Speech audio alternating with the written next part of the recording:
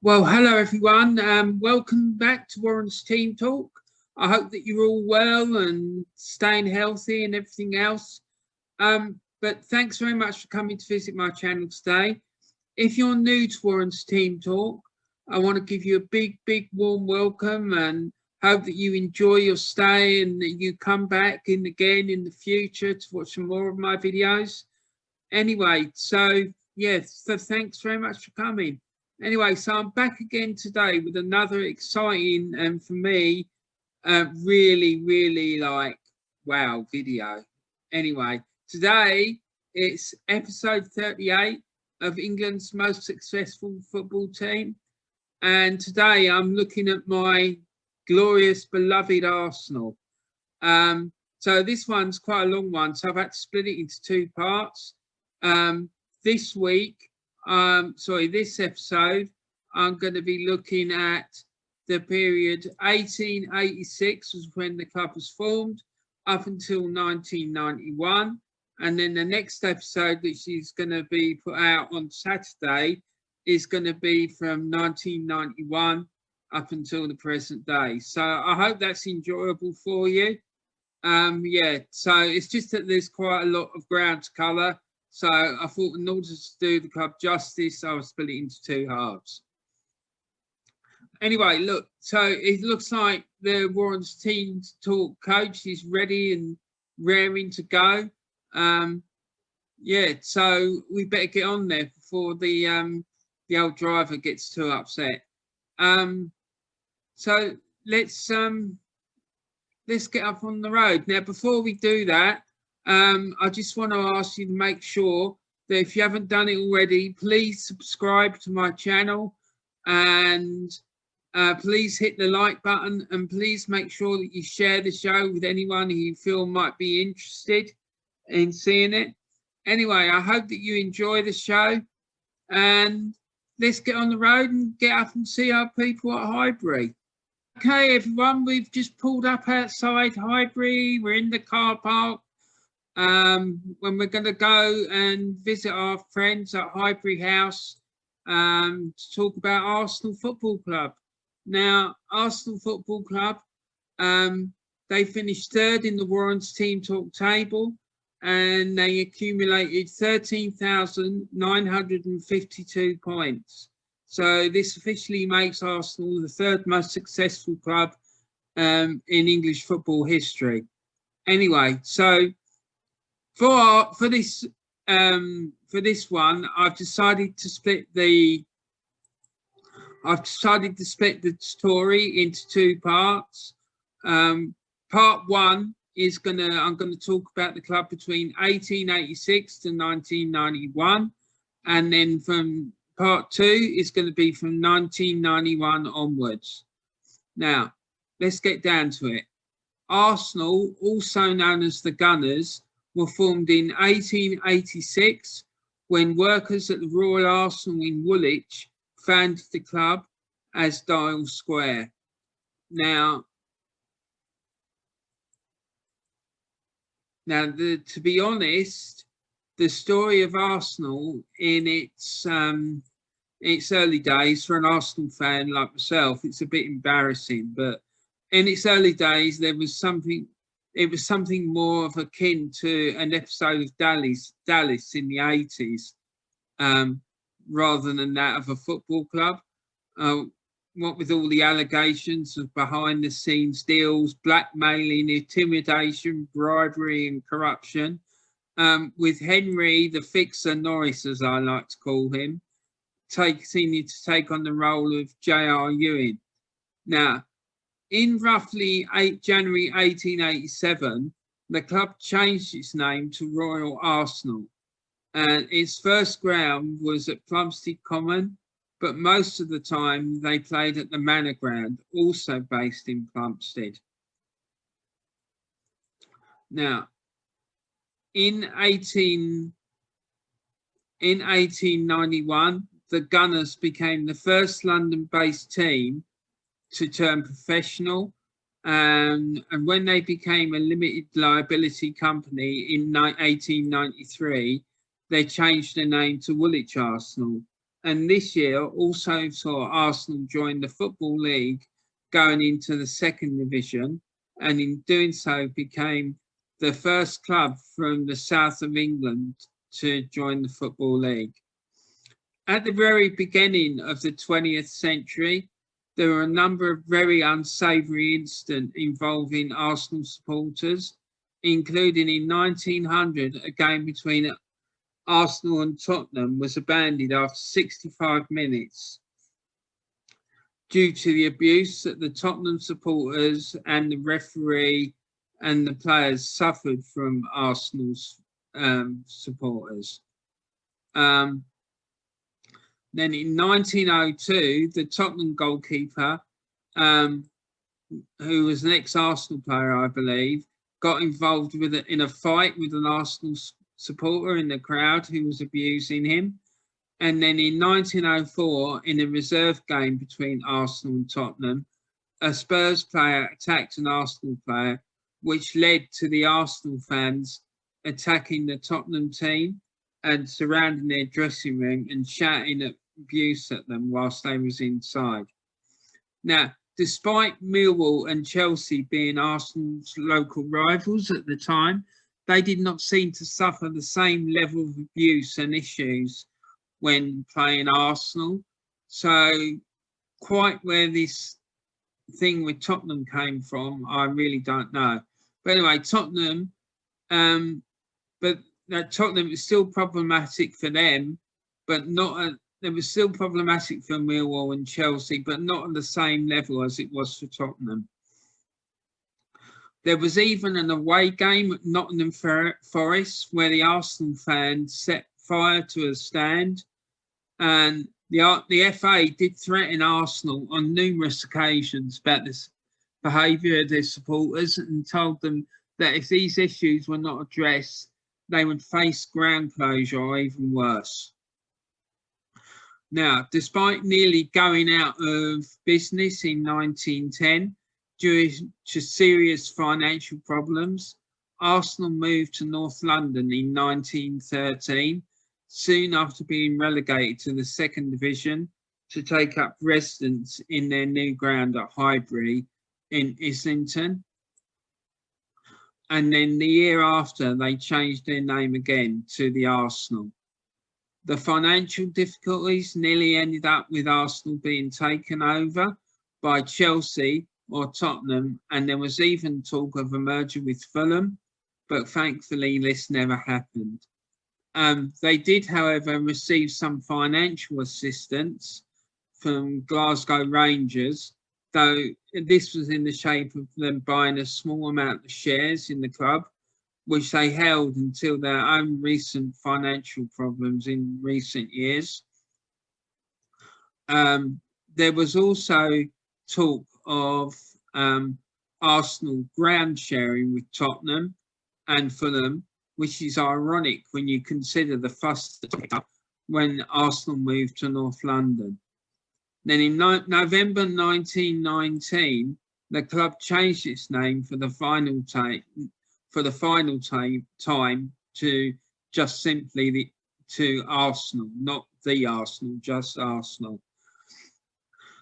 Then, following the end of the First World War, the Football League decided to expand the size of the First Division. Now, this is when the story really gets a bit mad, and particularly because it seems to centre around the owner of the club, Sir Henry Norris. But let's look into this. So, the Football League at the end of the First World War decided to expand the size of the First Division. And it is alleged, and I have to point out this is only an allegation, it's never been proved, that Arsenal's chairman at the time, Sir Henry Norris, either through bribery or aggressive persuasion, managed to get Arsenal promoted to the First Division, Tier 1, despite the fact that they finished 5th in the last season before World War I in the Second Division, And strangely, Tottenham were relegated to the second division, and Barnsley and Wolverhampton, who both finished, well, Barnsley and Wolverhampton Wanderers, who both finished ahead of Arsenal in third and fourth place, respectively, in the second division, were not promoted, and Tottenham lost their place in the first division. Since then, Arsenal have played in the first division, Tier 1, and have never since then been relegated. Now, Arsenal's first success after joining the Football League in 1893 came in the 1901-1902 season, when Arsenal finished fourth in the Football League, second division Tier 2, 9 points behind second place Middlesbrough, who claimed the final promotion spot that season, as well as 13 points behind second division champions West Bromwich Albion. Now, so let's look at Arsenal's record in the Football League second division Tier 2. They have had one fourth place finish in the second division Tier 2, which happened in the 1901-1902 season, which we discussed just a few months ago. And then Arsenal have finished third in the second division Tier 2 twice. Firstly, in the 1902-1903 season, when they finished 6 points behind Manchester City and the second division champions that season. And they also finished 3 points behind second place Small Heath, who became known as Birmingham from 1905, and then Birmingham City from 1943. And as a consequence, Woolwich Arsenal, as they were known at that time, missed out on promotion as Small Heath had claimed the final promotion spot. And then in the 1913-14 season, the Gunners finished 4 points behind second division champion Notts County, and they missed out on promotion once again as they were edged into third place by Bradford Park Avenue by virtue of the fact that Bradford Park Avenue had a superior goal average to the Gunners, as both clubs finished the season equal on 49 points. Now, with regards to second place finishes in the second division Tier 2, Arsenal have finished second once, which happened in the 1903-1904 season, when they finished behind the second division champions Preston North End by a single point. And then they also finished 1 point ahead of Manchester United to claim the final promotion spot, and was successfully went up to the first division Tier 1. Arsenal then stayed in the first division Tier 1 until the 1912-13 season, when they were relegated back to the second division Tier 2. So far in their history, Arsenal have never won the second division Tier 2 title.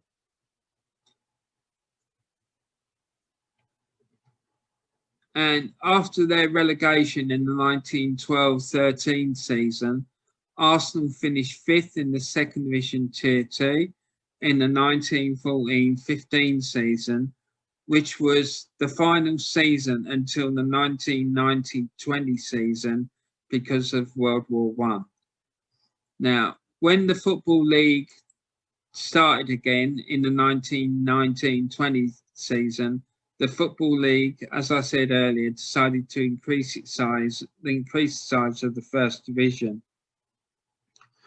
And as a consequence, it is alleged that Arsenal's chairman at the time, Sir Henry Noyce, either, as I said, through bribery, aggressive persuasion, or some other means, foul or not, managed to get Arsenal promoted to the first division Tier 1, despite finishing fifth in the second division, behind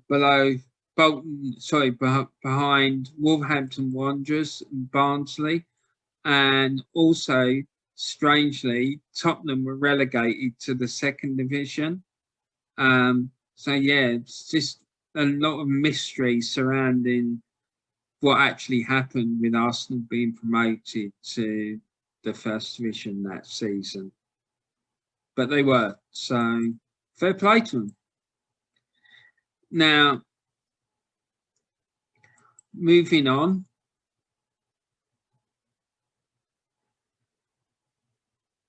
Since then, Arsenal have played in the first division Tier 1 ever since. Then in 1925, the 1925 close season, Arsenal signed Herbert Chapman, who would arguably go on to be Arsenal's greatest ever manager. He immediately set up about transforming the club, and he won the club its first silverware, and his legacy led to the club dominating the 1930s. And Chapman died of pneumonia in 1934, aged just 55. He also helped to introduce the WM formation, floodlights, and shirt numbers, and he also added the white sleeves and brighter red coloured jersey to Arsenal's livery. Now, when I was researching this, I saw a story that the reason that he did this was he saw a fan sitting in the crowd at Highbury who was wearing a white shirt with like a red tank top thing, and that's when he got the idea to put the team in those sorts of shirts. So fair play to him. He was also responsible for the renaming of the local tube station from Gillespie Road to Arsenal, and also it's alleged that he came up with the expression, which had been attributed to a famous Arsenal player, David Rocastle, who was one of Arsenal's greatest ever players, who played for the club under George Graham in the late 80s, which said, remember who you are, what you are, and who you represent. Now, whether it was Chapman or Rocky or whoever, I really don't know, but I love that expression, and I just think it sums up what Arsenal should be. And sadly, they seem to have forgotten that at the moment. But it sums up what Arsenal should be for me and what they were when I was growing up. And I think it's time that expression got posted up inside the offices at Arsenal and got drummed into everyone who's anything to do with Arsenal at the present time. Now, moving on. So let's look at the Arsenal success, the success in the first division, Tier 1. Now, they've had 4 fourth place finishes, and they've had fourth place finishes. In the 1968-69 season, they finished 4th, 11 points behind the league champions Leeds United. Then in the 1979-80 season, they finished 8 points behind league champions Liverpool. Then in 1986-87, they finished 16 points behind the league champions Everton. And then in the 1989-90 season, they finished 17 points behind league champions Liverpool. And then in the first division, Tier 1, they've had third place. They've had 4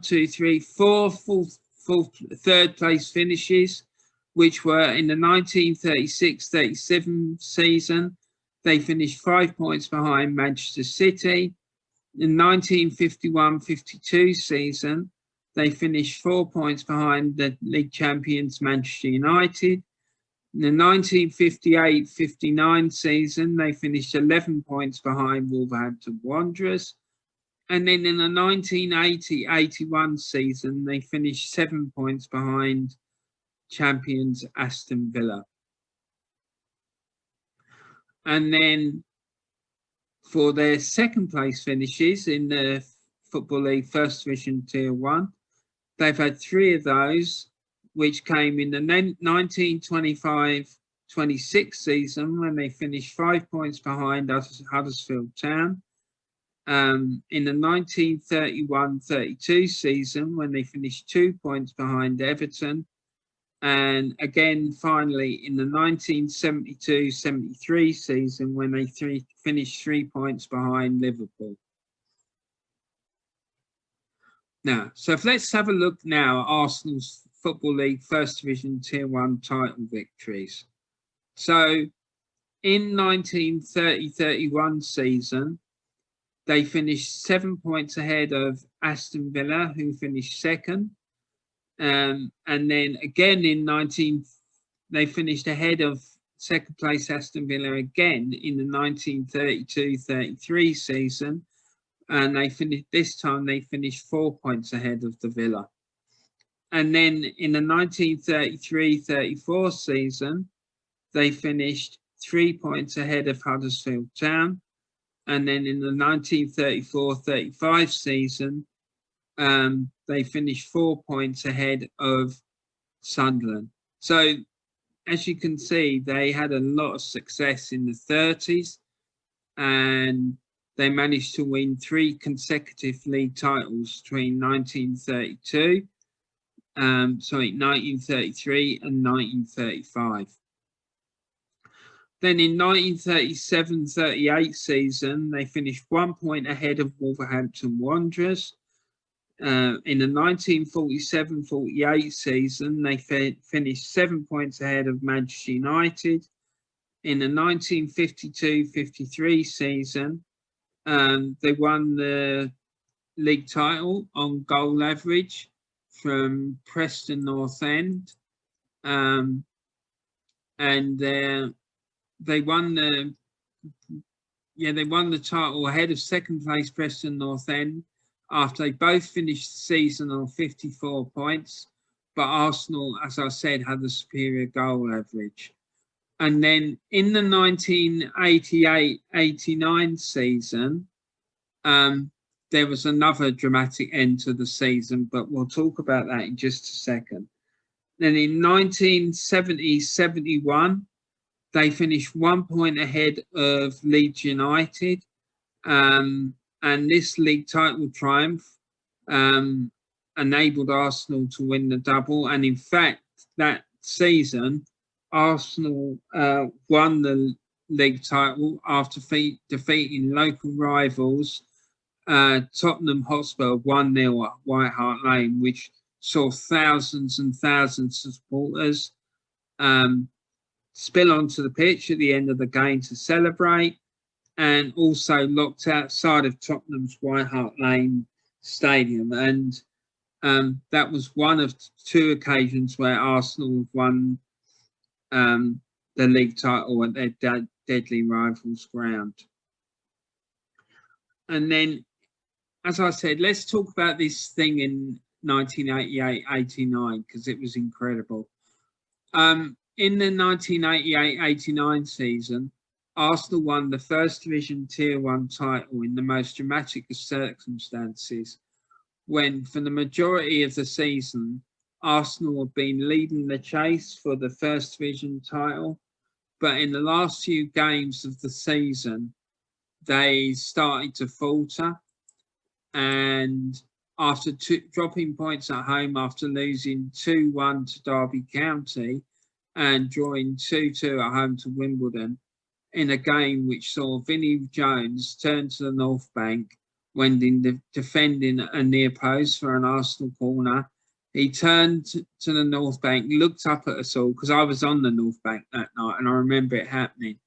He turned round to us all and started waving his arms in the air and imploring us to try and make more noise and get behind the Arsenal team. So then after the game, that game ended in a 2-2 draw. Liverpool then thrashed 5-0, thrashed West Ham United 5-0 at Anfield. And I remember listening to the game on the radio and thinking that that's it, the title was gone.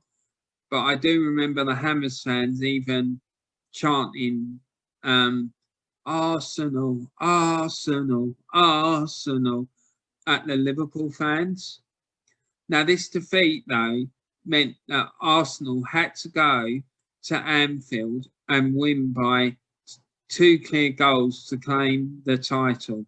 Now, at that time, Liverpool were one of, if not the best team in Europe, and never, ever lost at home, let alone by 2 clear goals in the final game of the season.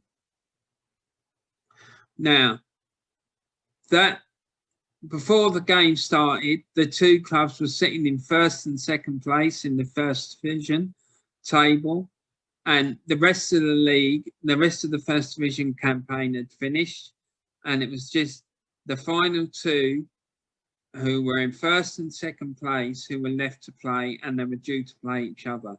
And the game was in effect a playoff to see who would be league champions.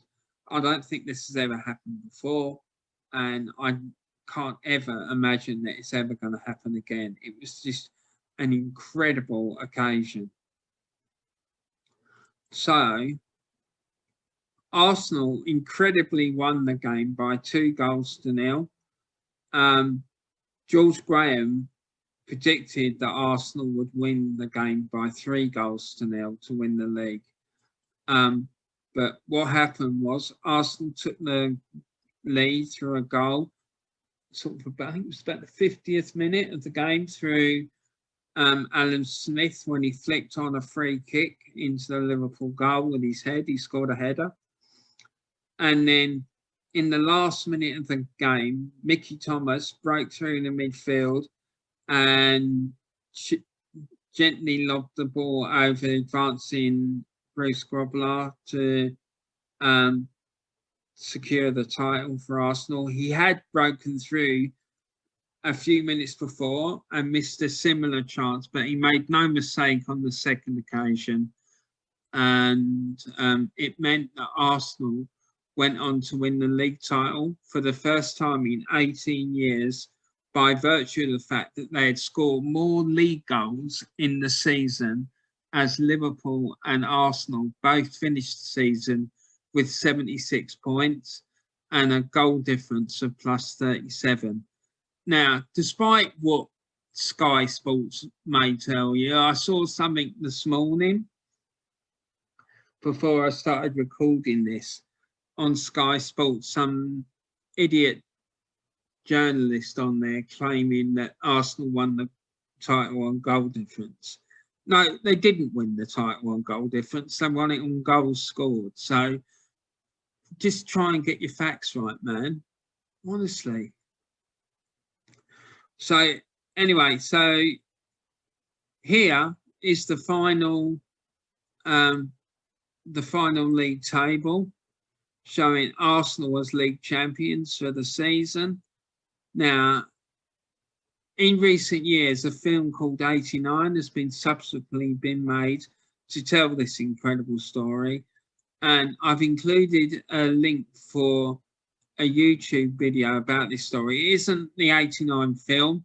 It's just a clip of a short video with players who are involved in the game and different personalities involved around the game talking about what happened.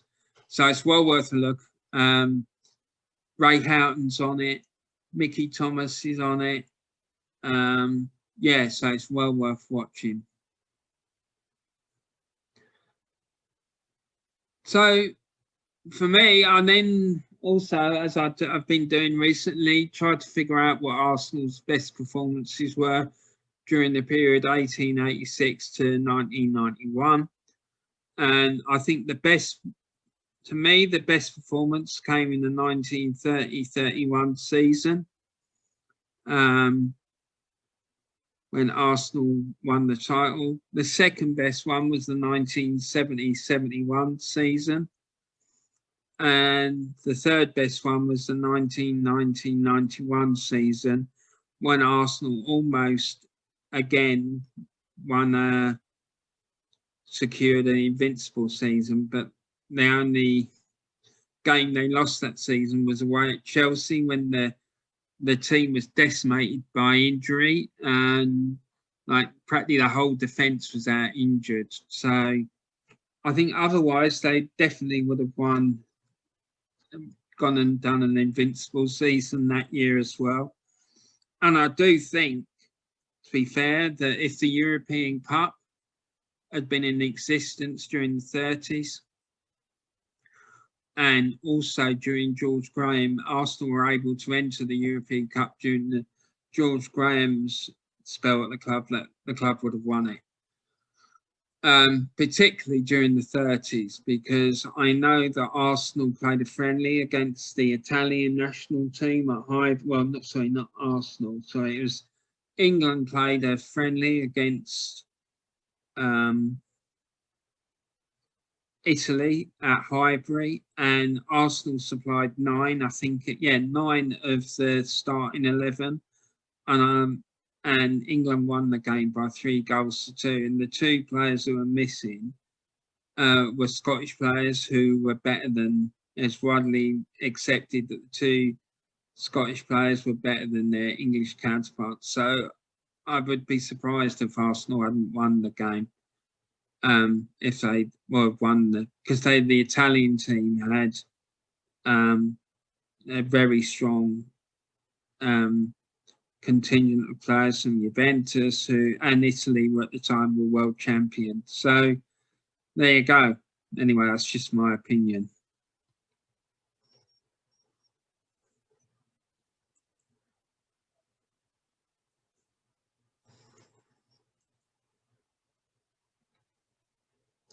Now, let's look at Arsenal's domestic cup success.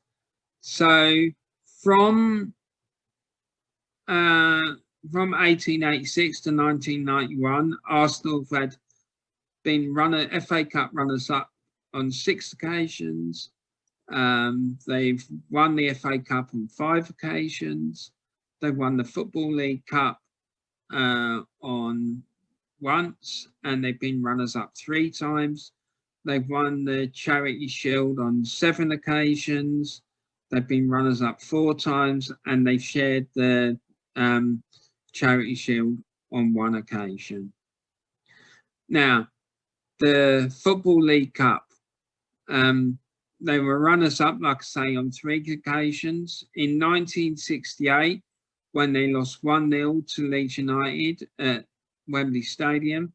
In 1961, when they lost by 3-1 to 3rd Division Swindon Town, 3-1, like I say, after extra time. And the pitch, like day, was a bit of a quagmire, apparently. And Arsenal claim that is the reason why they lost the game. And then in 1988, they lost 3-2 to Luton Town, again at Wembley Stadium. And then they've won the League Cup on 2 occasions. In 1987, they defeated Liverpool by 2-1 to win the League Cup, in a game where Arsenal stopped Ian Rush's goal-scoring record. Ian Rush, whenever he scored a goal, Liverpool never ever used to lose. But on this occasion, Liverpool took the lead through Ian Rush, and then cheeky Charlie Nicholas popped up with 2 goals to win the cup for Arsenal. And then in 1993, Arsenal defeated Sheffield Wednesday by 2-1 to win the League Cup. And then Arsenal have been FA Cup runners-up on 6 occasions. In 1926, they lost 1-0 to Cardiff City in a game which saw Cardiff take the FA Cup out of England for the first and only occasion. Then in 1931-32, Arsenal lost by 2-1 to Newcastle United at Wembley Stadium. And I think that was the cup final, which was known as the over the line final, when Newcastle United crossed the ball. A winger from Newcastle United crossed the ball, when it's since been shown through photographic evidence that the ball was over the line when he did so, and out of play. And then in 1951-52, Arsenal again lost by 1-0 at Wembley Stadium to Newcastle United. Then in 1971-72, they lost by 1-0 to Leeds United at Wembley. And then in 1977-78, Arsenal lost by 1-0 again, and this time they lost to Ipswich Town. And then in the 1979-80 season, they lost by 1-0 to West Ham United. And then they've won the FA Cup on five occasions during this period. In 1929-30, they defeated Huddersfield Town by 2-0 to win their first ever piece of silverware. In 1935-36, they defeated Sheffield United to win the FA Cup by 1-0. In 1950, they beat Liverpool by 2-0. In 1971, they beat Liverpool again 2-1 after extra time to win the FA Cup at Wembley Stadium. And then in 1978, in one of the most dramatic endings to a cup final in FA Cup history, Arsenal defeated Manchester United by 3-2. Now, what happened in this cup final was that Arsenal were cruising to a comfortable victory, and they were leading by 2-0.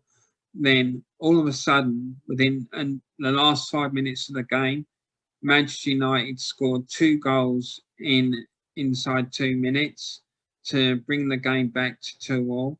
And then in the final minute, Graham Rix broke down the left-hand side and crossed the ball into the area, and Alan Sunderland slid in to score the winning goal to take the cup and give Arsenal a 3-2 victory. Now, here's some photographs from some of Arsenal's FA Cup successes.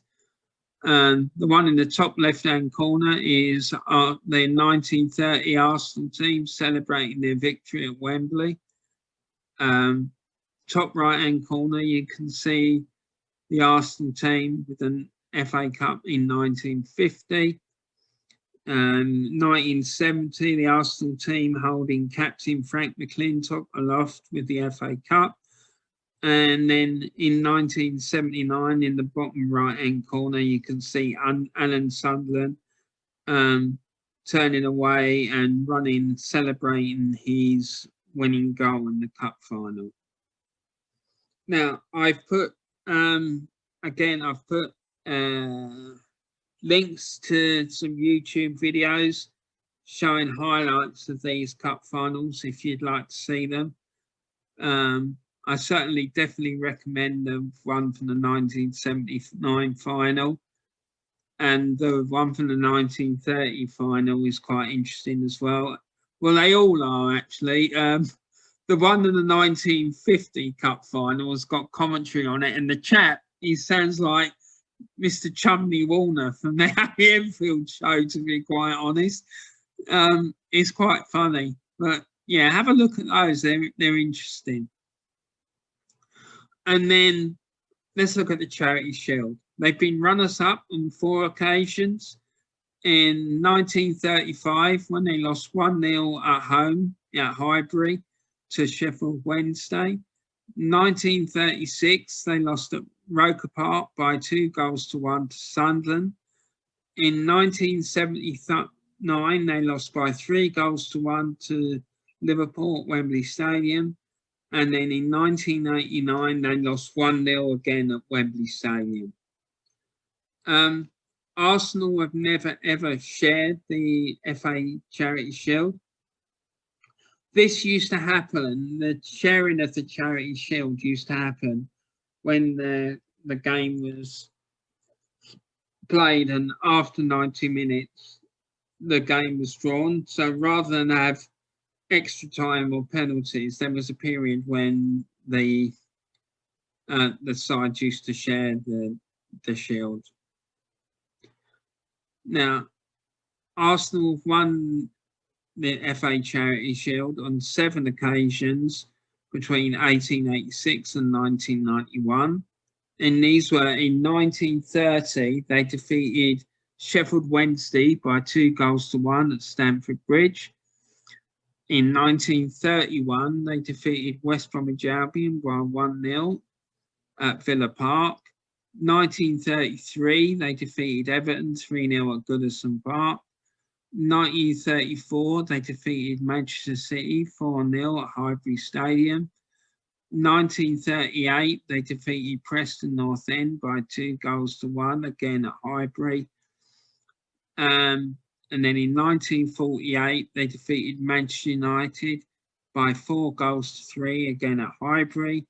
And then in 1953, they defeated Blackpool by 3-1. And then Arsenal European success. Let's have a look at that, see what they've done in Europe.